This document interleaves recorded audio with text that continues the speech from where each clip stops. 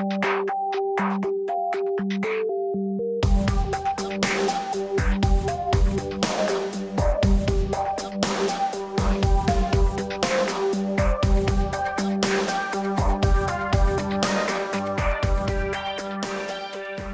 think you need to be honest and open with your people.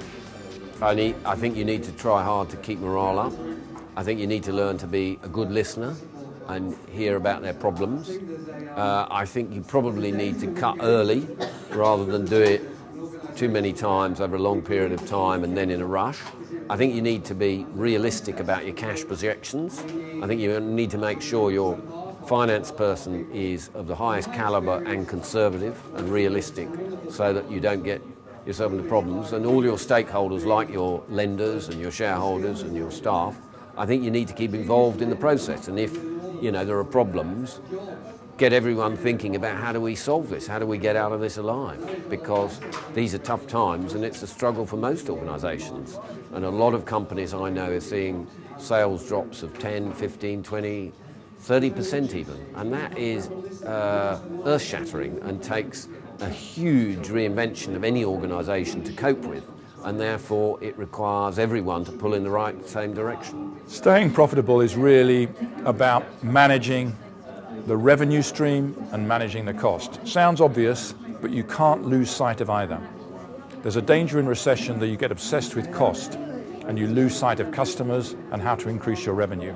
You've always got to do both.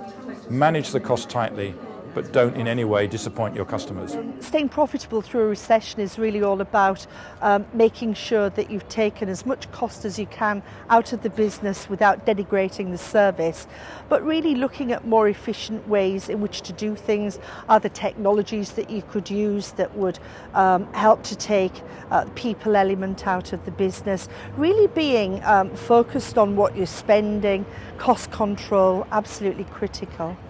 I think entrepreneurs during recession have a very tough time if they've just started in terms of managing their cash flows, because everyone else is squeezed, so they're going to be squeezed most of all. And you go and see businesses and it's late payments that's really hurting them. So chasing up their payments, trying to manage their cash as well as they can is absolutely critical to survival, and that clearly is more acute in the recession. I think, contrary to popular belief, the first thing you have to do is stop thinking about people as the number of people as a measure, a proxy for the size of your business.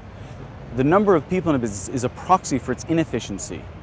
Therefore, the more people you have, the more potentially inefficient your business is, not efficient. And so you have to ask yourself, how few people can I do this with? And what that leads to, if you're very smart, is, and how smart can I make them?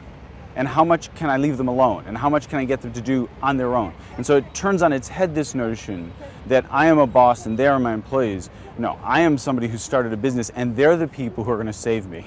Therefore, you really are looking for the fewest, smartest people who can do the most on their own legs, which means you have to empower them enormously.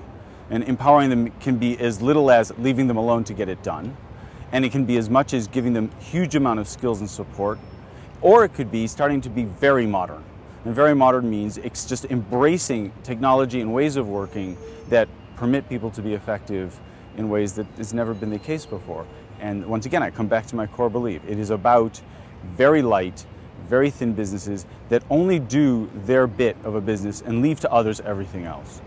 Fixed costs are evil, variable costs are good. I think that if you look at small teams and small businesses that are trying to grow in a downturn, the number one job is to remember that you have to grow within your means and you have to do everything you possibly can whilst you're not spending money. Take marketing, for example.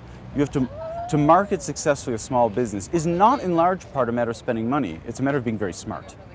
And however much you might be the boss, that doesn't make you the smartest person in your business necessarily. Good ideas come from everywhere. They come from the world around you. And you should feel very free to poach other people's ideas. Think of it as a compliment, right? If somebody does something smart, you too should do the same smart thing. And how do you know what they're doing? Well, you have to be out there looking. They have to be on the web. You have to be in the world doing things. So it is really much more about creativity and agility than it is about expenditure. Don't run out of cash. So budget properly and have enough resources and don't overstretch yourself financially, and be realistic about sales you can generate. Most businesses fail because they don't generate enough sales, and so it's about sales, not costs, really, in terms of an early stage business. And, you know, get out there and make those sales. And if your business isn't making sales, change it. Now you can collaborate with world-class experts and thousands of business people to solve your biggest problems in business.